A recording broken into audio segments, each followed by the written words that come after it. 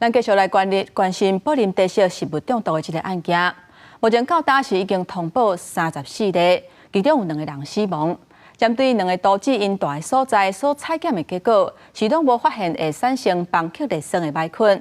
卫生部讲，虽然环境甲实在是拢无验到，不过患者的检体是拢有去验到邦克利酸，都是真明确食物中毒的案件。所以来会交予检调继续来侦办。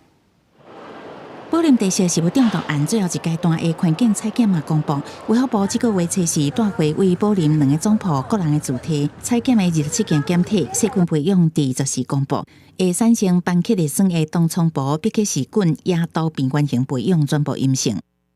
不管是在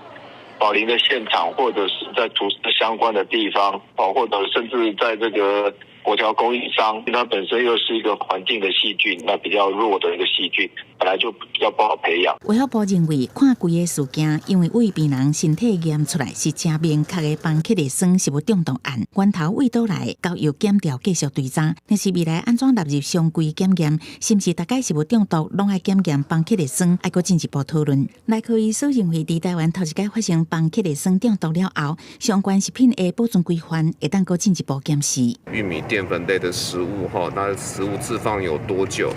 那这些可能都要把它做一个